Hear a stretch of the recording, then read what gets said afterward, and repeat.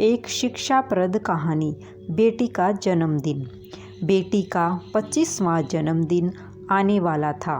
पिता को अपनी बेटी की काफ़ी चिंता थी, क्योंकि बेटी आजकल काफ़ी डिप्रेस्ड रहने लगी थी। उन्होंने बेटी से कारण जानने की काफ़ी कोशिश की, लेकिन वो बाप को कुछ भी बताना नहीं चाहती थी। बाप कुछ भी करके अपनी बेटी को डिप्रेशन से बाहर लाना चाहता था।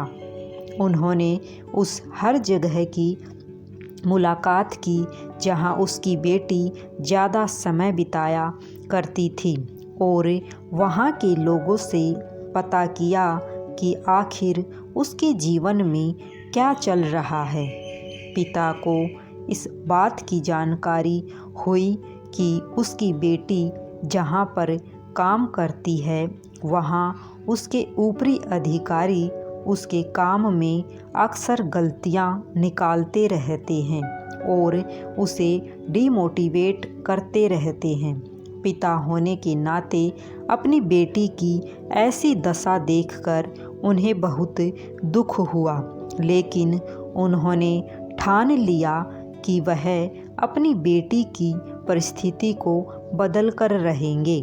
बेटी के जन्मदिन पर पिता ने बेटी को अपने पास बुलाया और एक गाड़ी की चाबी देते हुए कहा, बेटी, यह गाड़ी मैंने तुम्हारे लिए कई सालों पहले ली थी, लेकिन तुम्हें दे नहीं पाया। आज मैं तुम्हें यह गाड़ी तुम्हारे जन्मदिन के मौके पर देना चाहता हूँ, लेकिन तुम्हें मेरे लिए एक काम करना होगा। बेटी ने पिता की बात मानते हुए कहा कि बोलिए, मुझे क्या करना है। पिता ने बेटी से कहा कि इस गाड़ी को लो और इसे भंगार वाले के पास जाकर इसकी कीमत पता करके आओ। पिता के कहे अनुसार बेटी भंगार वाले के पास गई और उसने गाड़ी की कीमत पूछी और अपने पिता के पास वापस आ गई। पिता के पूछने पर बेटी ने उन्हें बताया कि भंगार वाले के मुताबिक यह गाड़ी काफ़ी पुरानी है और कई जगह से जंग खा चुकी है, इसलिए वह इसके 10,000 देगा। फिर पिता ने बेटी से कहा, अब तुम इस गाड़ी को सेकंड हैंड गाड़ी की दुकान पर लेकर जाओ और इसकी कीमत पता करके आओ। बेटी ने वैसा ही किया और वह सेकंड हैंड गाड़ियों की दुकान पर जाकर उस गाड़ी की कीमत पता करके वापस आई। बेटी ने खुश होकर पिता से कहा, दुकान के मालिक ने इस गाड़ी के बदले 1 लाख ऑफ़र किए। पिता थोड़ा सा मुस्कुराए और बेटी से बोले, बहुत अच्छे, एक आखिरी बार इस गाड़ी को विंटेज गाड़ियों के क्लब में लेकर जाओ और वहाँ से इसकी कीमत पता करके आओ। बेटी भी अब उत्साहित थी, यह जानने के लिए कि इस गाड़ी की कीमत वहाँ पर कितनी आंकी जाएगी। कार क्लब से वापस लौटी बेटी आश्चर्यचकित थी। वह आते ही अपने पिता से बोली, पिताजी, यह कितनी अचरज की बात है कि जिस गाड़ी को भंगार वाला 10,000 का बोल रहा था, उसी गाड़ी को खरीदने के लिए कार क्लब में लोग बोलियां लगाने के लिए तैयार थे।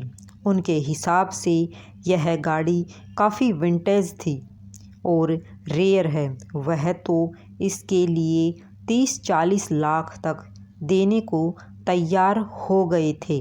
पिता ने अपनी बेटी के कंधों पर हाथ रखा और बोले, बेटी, यही सब हम मनुष्यों के साथ भी होता है।